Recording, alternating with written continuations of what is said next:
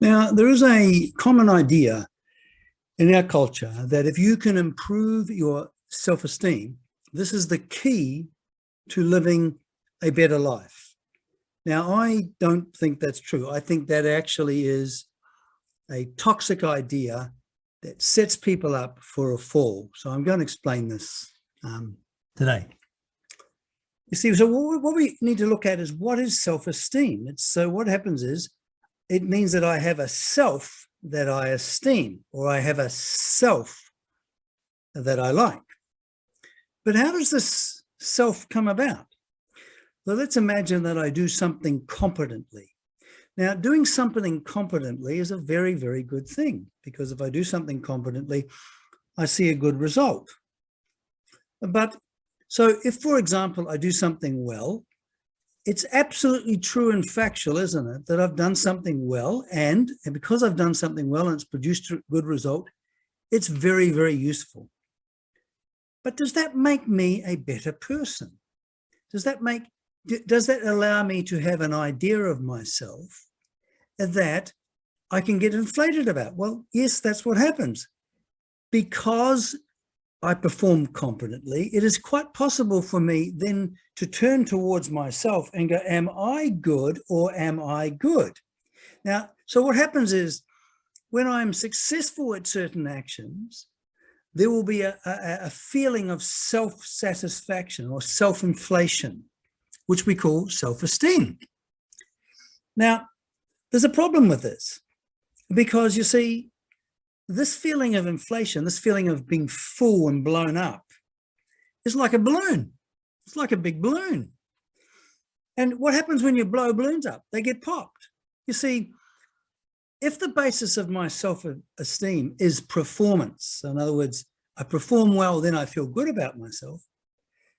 One of the facts in life is often you won't perform well. Sometimes you'll do and say some stupid things. And when you do and say stupid things, what happens is you will feel deflated, because on the same basis. So when you say and do something that is not competent, becomes clearly evident, I've made a mistake, I haven't done so. If this feeling of self-esteem, which is based on my conduct and behavior, what's going to happen is every time I perform well, I'm going to balloon up. I'm going to balloon up. Am I good or am I good? I feel good about myself. But you see, what's important isn't feeling good about myself. What's important is experiencing and feeling good about the way that I'm living. But you see, I'm not going to feel good about the way that I'm living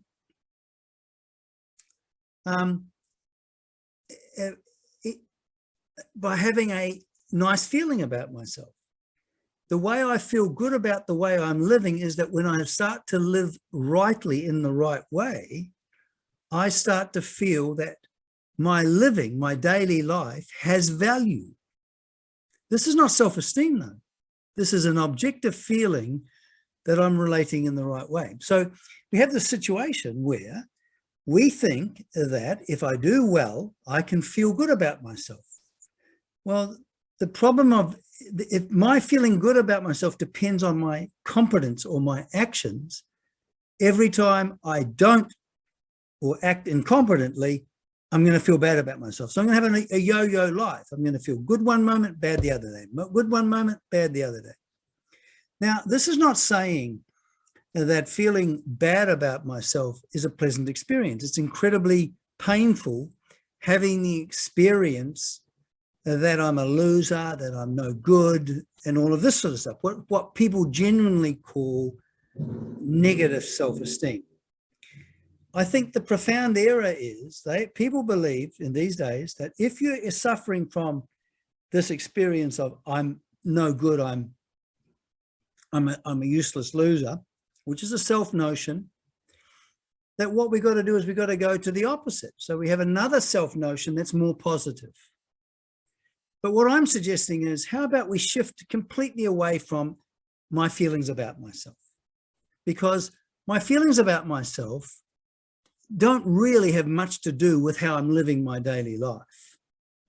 And so what happens is if I shift my emphasis, so say, for example, I'm feeling that I'm useless and I'm valueless. Okay, so when we talk about a negative self-esteem, that's what's happening. So what can we do in order to bring about a change in us so that we're no longer enclosed in that self-feeling? Now, what we want to do is we actually want to get away from being enclosed in any kind of self-feeling, a feeling good about myself or feeling bad about myself. What we want to do is we want to start engaging with life in such a way, and engaging in a way that is constructive, worthwhile, and meaningful. Because you see, one of the basic causes of, this so-called self-worth, or if we feel that our life has no value, which then translates to I feel useless and I feel valueless. What that feeling is an instruction to start to bring value into the world. In other words, to start living in a way that is valuable to a constructive, worthwhile, meaningful life. And so we change the emphasis. So instead of this being caught up in myself and my self-esteem and feeling good about myself and all of this sort of stuff and worried I feel bad about myself and feeling so immobile I just can't live my life properly because I feel so bad about myself. That's absolute nonsense. Because we have the choice over action, we can always pause, even if we're feeling really bad, and we can actually have a look at our life and say, okay, here's my life. This is what I'm looking at in front of me.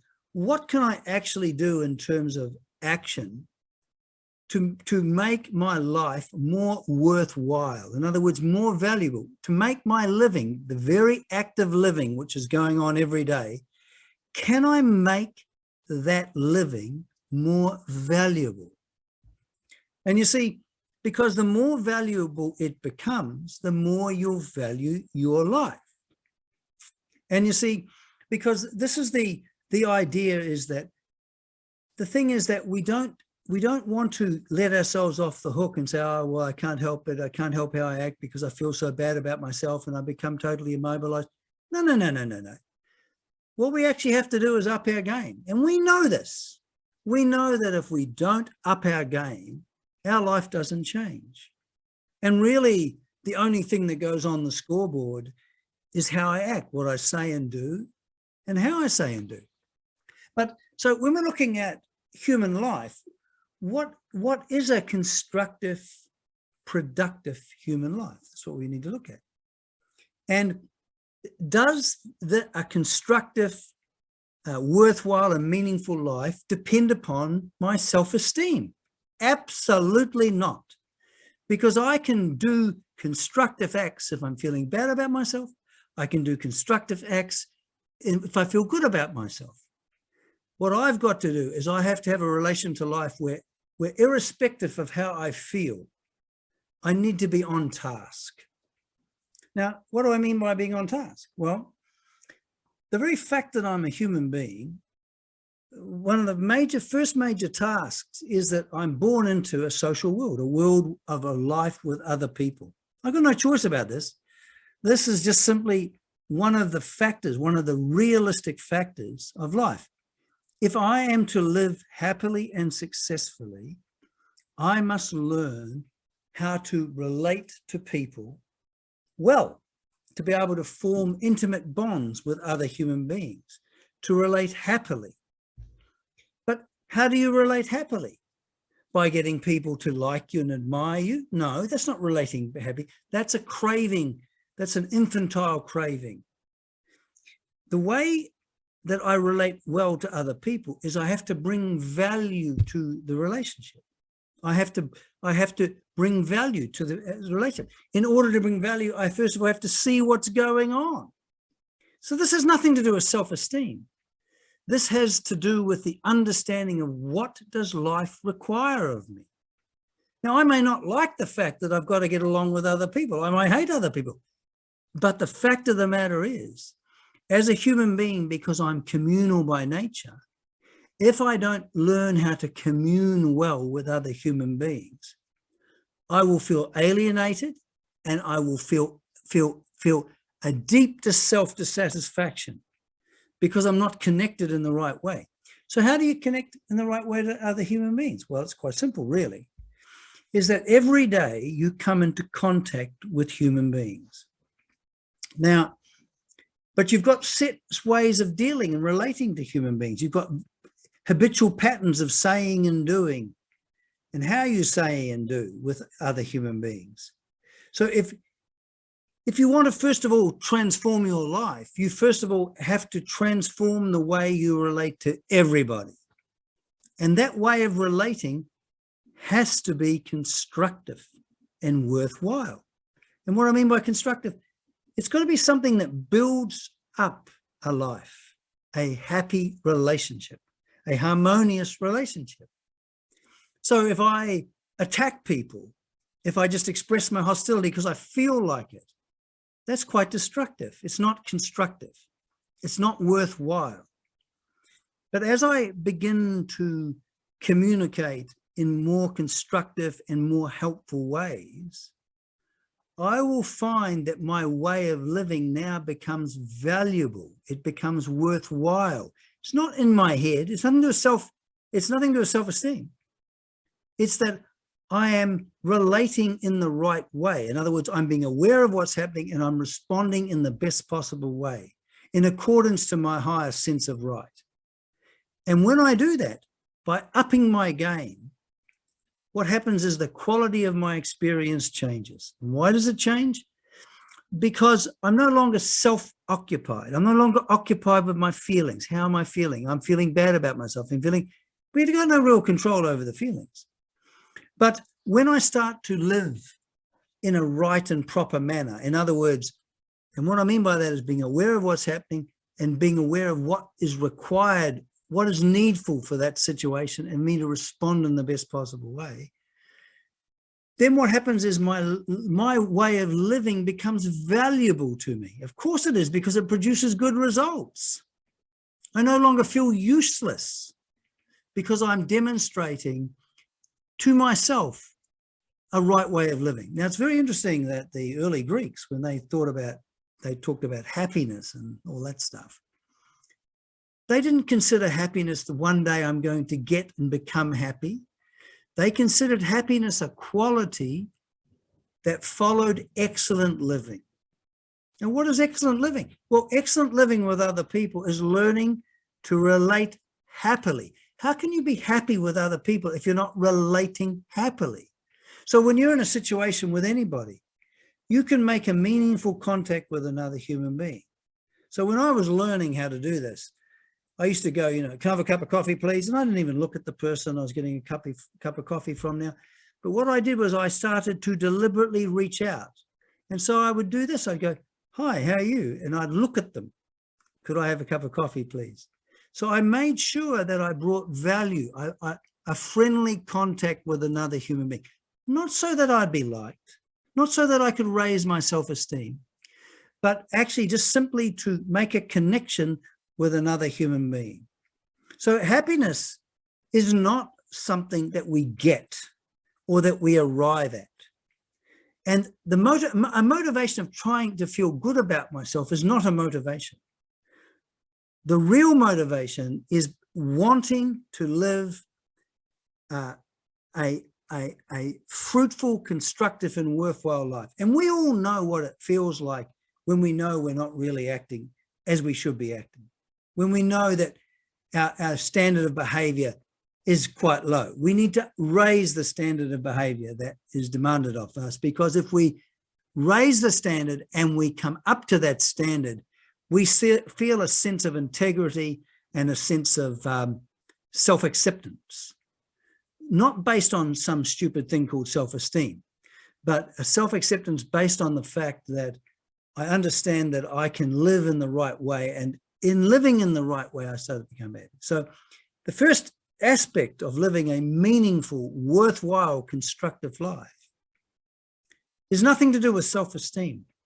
It's everything to do with me being aware of what's happening and responding in the best possible way on a daily basis.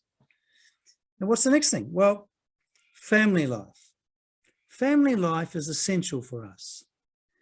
And so if we've got kids or a spouse, that makes certain demands on us. Again, it doesn't matter whether we like this or not. Living with other people and a family demands certain things of us. It demands that we bring a certain value to the table.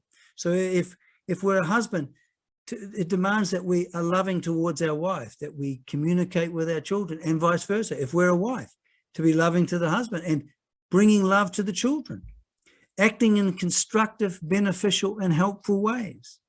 Again, because the problem is that we can get into habits, if you like, where we just simply just act any old way, instead of realizing that the task of life is to learn to live life well. Family life is a task that I have to get good at, not perfect at, good at. Life with other people, I've got to get good at. Now, it doesn't mean that, but notice how, because I'm getting involved with something other than myself, when I start to look at how I am relating, what value am I bringing to the table? When I'm evaluating my actions in terms of consequences, that wasn't a very good, that was a bit stupid. I better change that way of acting. Do you see how I'm no longer self-involved? I'm involved with something other than myself. The whole self-esteem thing is an infantile self-involvement. I want to feel good about myself. Well, the thing is that if you feel good about yourself, that's not going to help you. It might feel good, but it's just like a drug. It's not going to change you. It doesn't. So trying to improve your life, self-esteem is not it. Improving your life means improving your conduct and relating in happy and constructive ways. And what's the so we've got life with other people. That's a task. It's a daily task. How do I live with other people happily and well? How do I live with my family happily and well? And lastly, what life requires is that I make a living. And how do you make a living? By bringing value into the world that someone is prepared to pay money for. If I want to increase my ability to make money, then I look at different ways I can bring more and more value. Again, but the emphasis isn't me. The emphasis is not is how I feel. The emphasis is what's happening here and what is needed, and then I bring to that task the value that's required. That's why people will pay me for my services. You see, so what we're talking about here is two different things. If we want a worthwhile life, we will feel our life is worthwhile if we're living it in the right way. Not feeling myself as a worthwhile person. Do you know what I mean? Like the fact that if I feel kind of no good in myself, don't try and fix that. That's not the problem. Move away from yourself, the self-concept thing, the self-obsession, the self-absorption, and get absorbed into something other than you. That means start to move out, reaching out actions. This is what does it. And this creates a right way of relating. You see, it's a difference between, in our culture, we're trained to be consumers. Gimme, gimme, gimme, gimme, gimme, gimme, gimme, gimme. So we want love, we want affection, we want people to treat us well, we want. But the problem with that orientation to life is when we get what we want, we feel self-elated. Oh, I feel good about myself. When we don't get what we want, I feel bad about myself. But if we shift from a consumer orientation to an orientation of a contributor, what it means, I leave that whole thing of feeling good about myself and feeling bad about myself. I leave it behind. And because I leave it behind, I can begin to create and build a new life, a life that I will experience as worthwhile and valuable. But notice, if I'm acting in a way that's not valuable, if I'm not bringing the value to the table, I'm going to feel valueless. Of course I am, because I know that I'm not really responding as I should. And when I do that, I feel weak. I feel worthless. But the worthless feeling is not solved by trying to feel good about myself. The worthless feeling is solved by me getting busy and learning to bring value to life via contribution, So I relate to life via contribution. And as I do this, the whole problem of self-esteem, that goes away. But it's absolutely necessary. If I'm to turn my life around, I need to rebuild it on objective lines, not to do with my feelings, but to do with what life consists of, my perception of what's happening in front of me right now, and my perception of what I need to do that would be the best thing to do, that brings the needed value, and then actually doing that, that brings me into harmony with life. And when I come into harmony with life like this, I feel in harmony with myself. This is the only way to go about it. I hope you find this helpful.